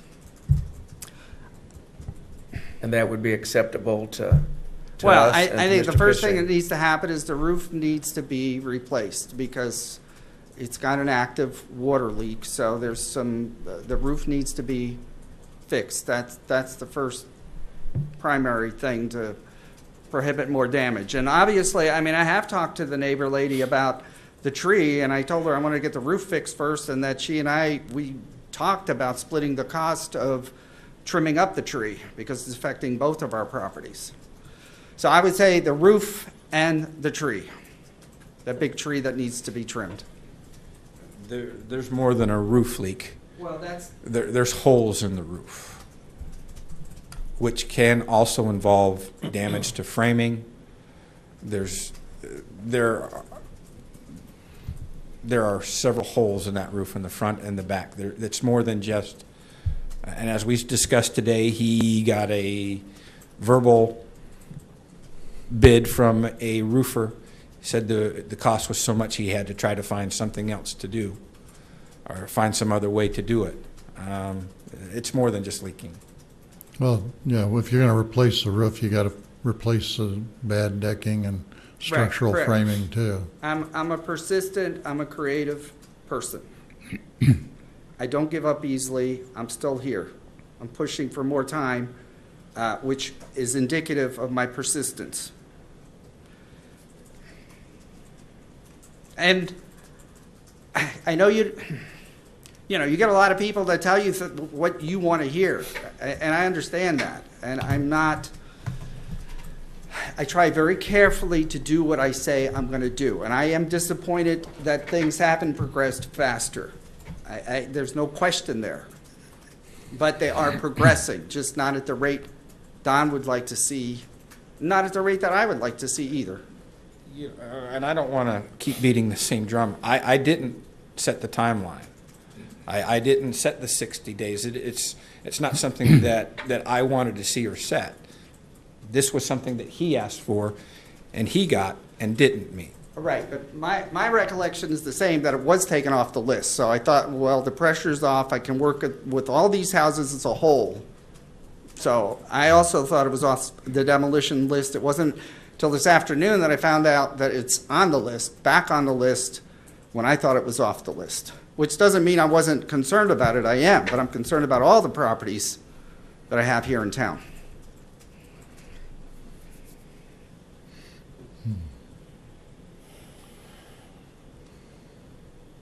Well, I've seen a house or two that we've extended, and it went, one house I'm thinking in particular, it's a vacant lot now, that the owner had come up and made some promises about what would happen. And a year passed plus, and the end result was nothing was ever accomplished at the house. the house was ended up being condemned and removed, and now we're holding the property, but it's for the Independence Housing Authority. The fact that you've had 60 days, and other than keeping the grass cut and some trash picked up, there's really been no movement on the house itself. And even though intentions are good, if you're trying to trade out property to accomplish this, that's nothing very concrete that can happen. It's already on the condemned list. If there had been some effort to start rehabbing the house, something in a constructive manner, as far as that I could see, that might make me think different. But this is something that, good intentions, but the value of the house, what it's going to cost to make the repairs, to me it looks like you're going to have more into the house than Well, what you as a city have to balance out for the taxpayer. If you demolish the property, you've got another vacant lot that doesn't really add any value to the city as a whole. And yes, you have given me 60 days. 60 days, the weather's not been most cooperative. And like I said, I thought it was off the list, withdrawn. So I didn't think there was any pressure timeline. And it doesn't mean I wasn't working on things, but I didn't think that was a particular issue. So if you're not willing to risk another 30 days, I mean, on the positive side, if the repairs do occur and work happens, then you've got a property that's maintained, you've got it on the tax roll, you don't have the cost of the demolition. So I guess, it's your call, but. okay. He's convincing, and he's persistent, but there has been no progress for a timeline that he asked, an extension that he asked for, that he agreed to. Our position remains the same. We would like to move forward with the demolition. Okay. All right. Thank you. Gary? For a vote. Gary, you have Yep. any questions? Any other? I do not, Mr. Mayor. Okay. Then I make a motion. I move to proceed with demolition of 606 Fountain Street. All in favor signify by saying aye. Commissioner Kaflish? Nay. Commissioner Hogshead? Aye. Mary Susie? Aye. Who seconded the motion? I will second the motion. You made the motion. I made the motion. Sorry. I'll second the motion. Okay. Okay, so that's a nay here. I'll second. It's already been seconded. Gary? All right. Thanks. So the motion carries to proceed with demolition of 606 Fountain Street by a vote of 2-1. May I ask a question? Is there an appeal process to this, or is this a final thing? That's where you need to consult your own attorney. Okay. Well, thank you. All right, thanks, sir. All right, moving on. Item E, consider authorizing the removal of 106 and 108 East Chestnut Street. And I do have a citizen here that would like to speak concerning that. Lisa Richard.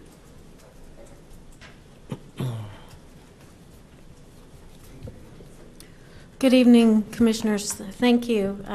This is Lisa Richard, and I'd like to speak about the proposed removal of the little stone-fronted building at 106 and 108 East Chestnut, kind of catty corner from Anna Mae's there and on the same block as the memorial building.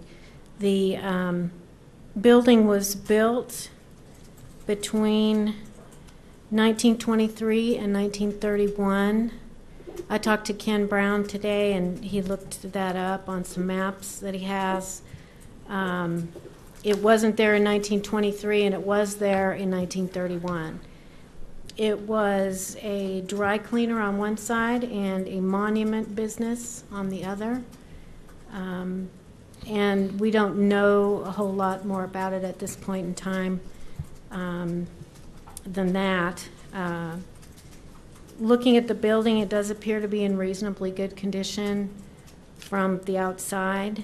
And it and the other stone building on the same block, I personally think they're charming little buildings that I remember seeing, when I came to Independence to visit, and every time I drive by. I know people have different perspectives on old buildings and on,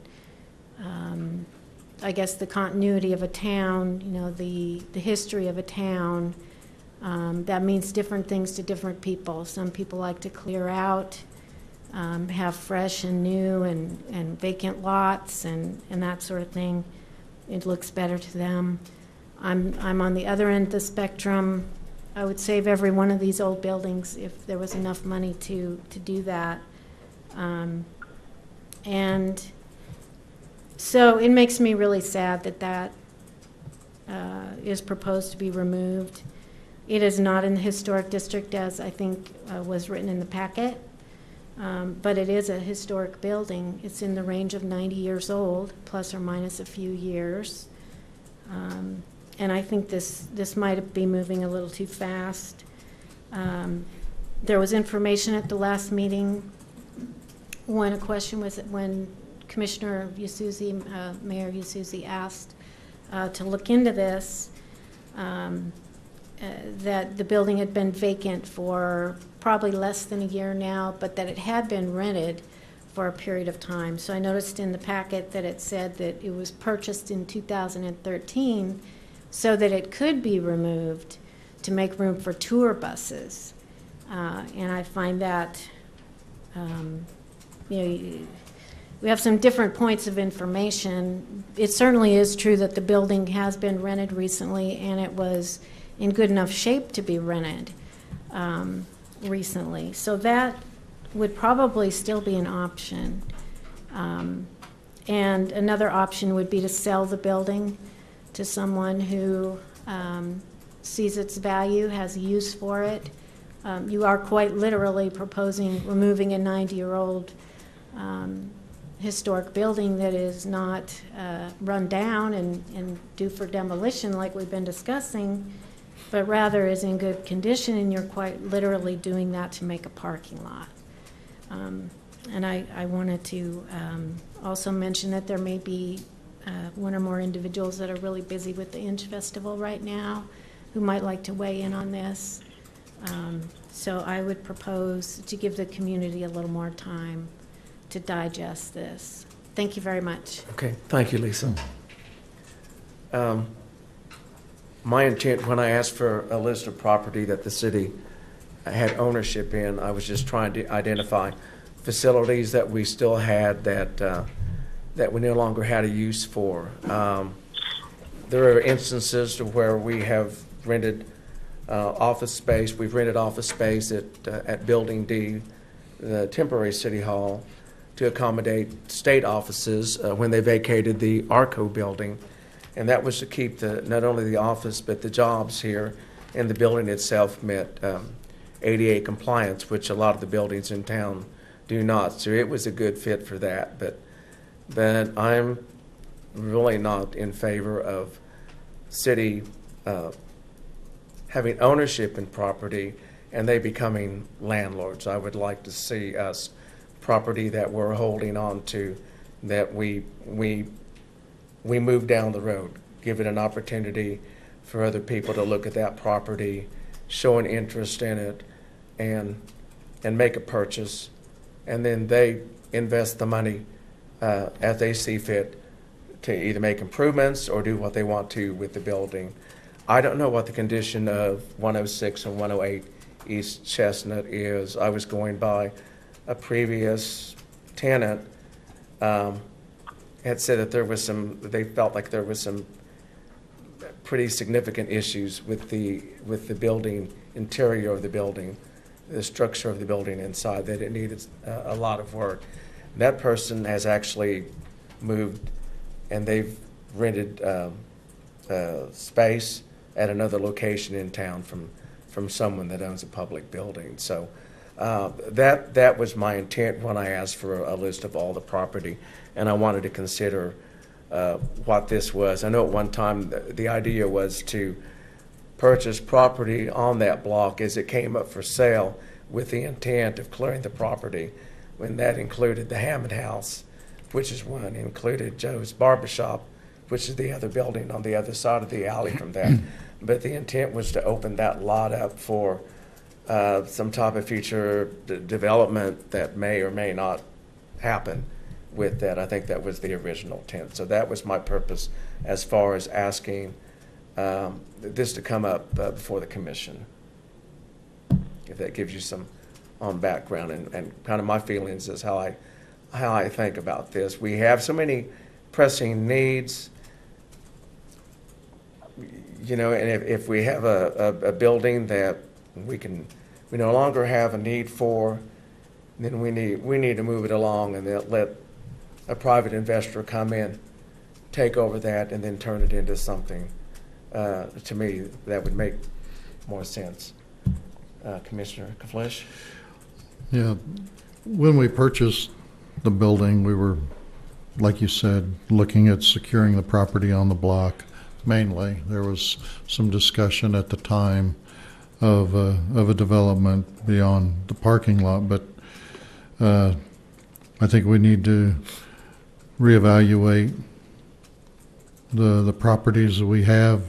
To remove it now with not knowing the development, I think it's premature. We're going to incur expenses twice. Once a building's removed, stabilization or work on the medicine shop wall, plus then site work. Does it just go to lawn? But then, you know, how will it be developed? That all should be planned into one action, not multiple. The buildings appears to be stable. That the problem we'll have with renting it is, like mentioned when we discussed renting part of it to driver's license, it's got to be ADA compliant, and there's other space available in town. We don't want to compete with private businesses on rental space, but to remove it at this time I think would be premature. Let's wait to see, either reevaluate the initial thought, and if not, put the building on the market. If it does have the property does have a valid use as far as space, square footage, then look at going that direction in the future. But just to remove right now, I don't see a need. I think there's other areas we need to focus on at the time. Commissioner Hogshead, do you have any comments on this?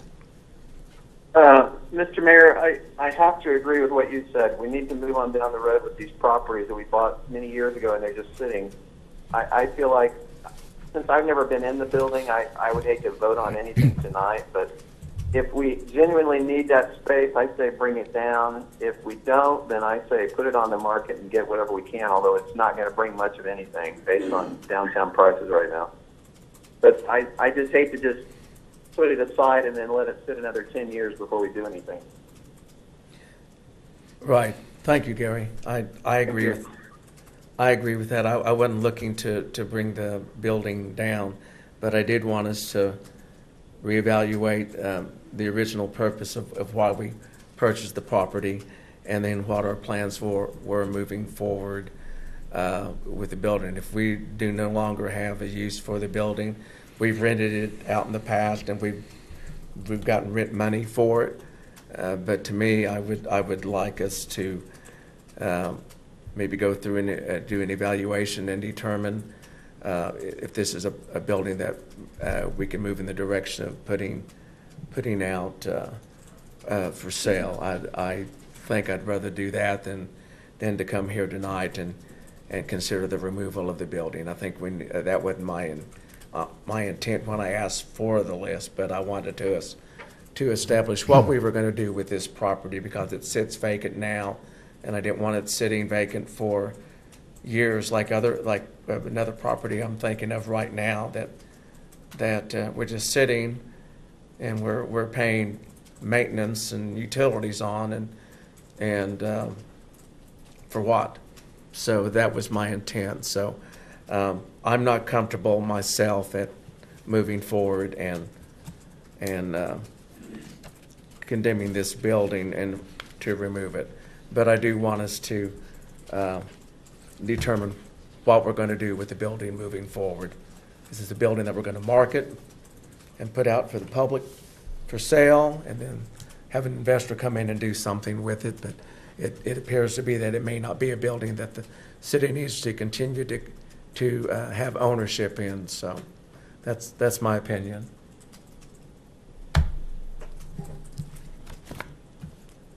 So with that, anyone else, any other comments, gentlemen?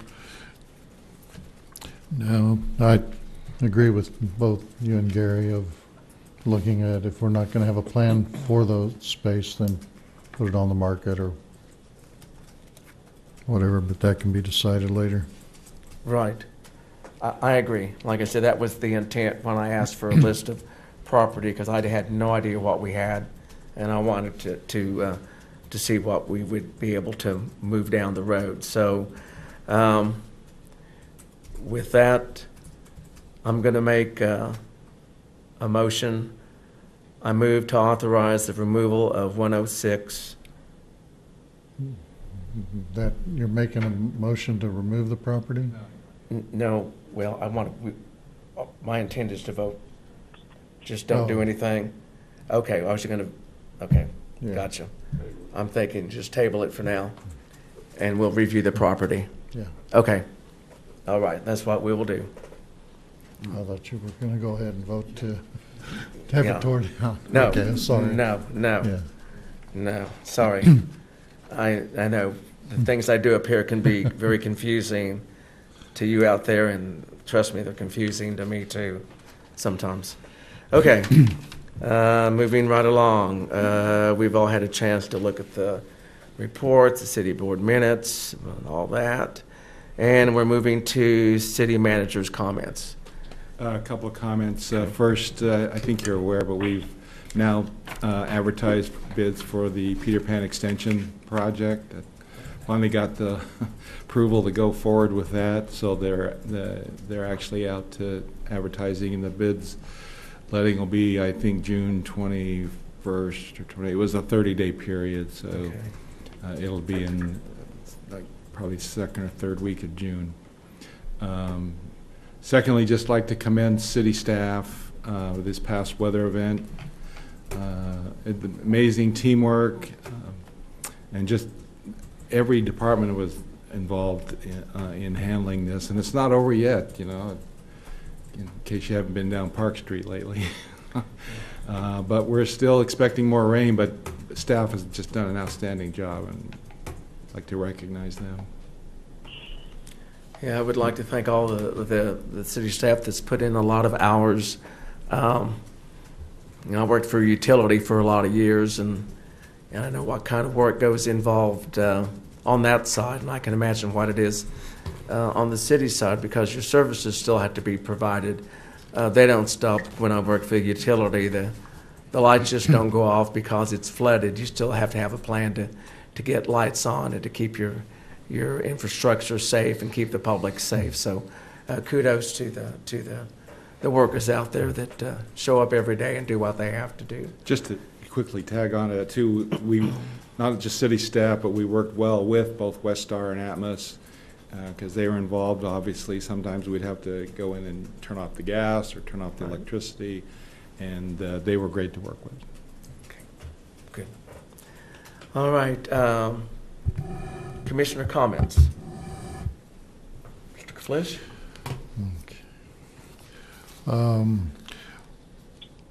The the monthly, I guess, in the past, we had monthly treasurer's reports, and then the quarterly treasurer's report was in the packet. Recently, we had the quarterly report, but what I'd like for the, like we did in the past, have the monthly treasurer's reports, and then if they could be presented, explained, typically the questions, if there's a deficit in the account, explain to us what's going on, what's the lag, statuses of in the past it was the first KDHE wastewater grant, because the numbers, we're tracking projects, but the dollars seem to vary, and it was really confusing to see where we were.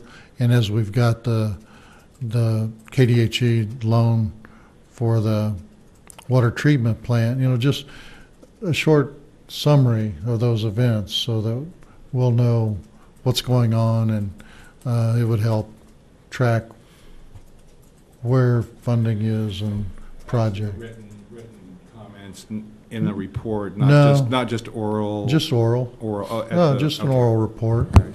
Just. That's what I thought. Yeah, not going to extra work. Just instead of just putting it in like the quarterly report, just putting it in the packet. Just put it in the packet, but then say, okay, here are the deficits primarily. That's, why is it showing a negative in that account, in that fund? Because, it seemed like if you're preparing it, you'd have that knowledge. You just make it quicker than an email from us and you respond, and, that lag, just, hey, I thought if we had that presentation, then it would keep us informed where we are. The historic tax credit application for the work at existing City Hall, I think we were looking about a 2-month process. Have we got a report on, is that complete or submitted? We haven't heard back from the state. Ian Pitts, so It has trainer. been submitted, though? Oh, yeah, Okay. we submitted it. We needed to get that in as soon as possible. Right. We had to pay a fee for that submission. Ian, he asked me if I'd heard anything, and we hadn't, and he said, who can we contact to see the status? So he's going to try to make contact with somebody at the state there to see what the status is of our application. Okay.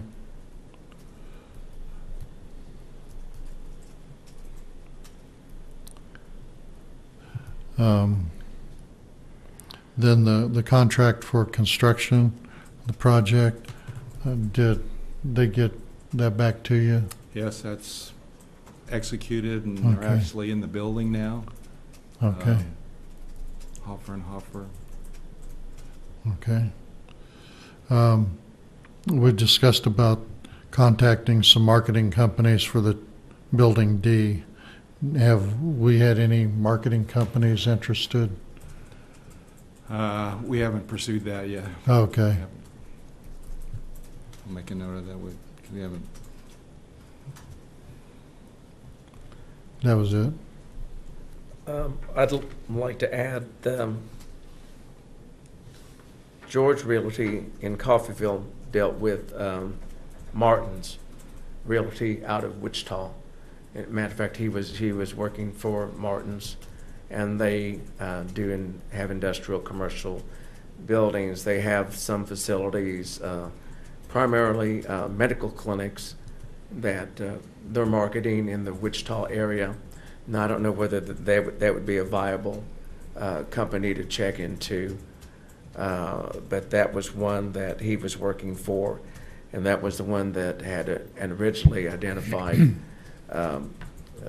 the possibility of a potential interest in the property that at the time was interested in setting it up as a psychiatric center. Yeah. So that might be a company that we might be interested in, and I could probably come up with the Vice President of Acquisitions, and a number, if we think that's where we would be interested in at least making a contact with. I don't know who else specializes in this, but there are companies that do. Yeah, I think just open it up to anyone, the more the better. Sure. Even Yeah. local. Yeah. Yeah, well, Okay. You have That was anything it. else? Gary, do you have any? I don't. You don't? Okay. I just have one. Where are we at as far as work progressing on the water plant, water facility? you'll see an update tomorrow from Sarah Unruh. She sends us a weekly update, and usually there's not much change in it at all. But this week I was going to include her report. And Terry's on vacation, but so I couldn't give you status right now. Okay. Exactly where they are, but they are working. Okay. Working on it. Okay. I think Terry said that they were waiting, the distribution panels, some of the equipment was still in fabrication. Okay. But look for that in the AR as an attachment. It's a PDF file from Sarah, just a one-page thing. Okay, that's all I have. We've reached the favorite part of the meeting, and that's adjournment. So I make a motion that we adjourn. Do I have a second? I'll second. All in favor signify by saying aye. Commissioner Kaflish? Aye. Commissioner Hogsett? Aye. Mary Susie? Aye. Motion carries. Thank you all for attending. We're out of here.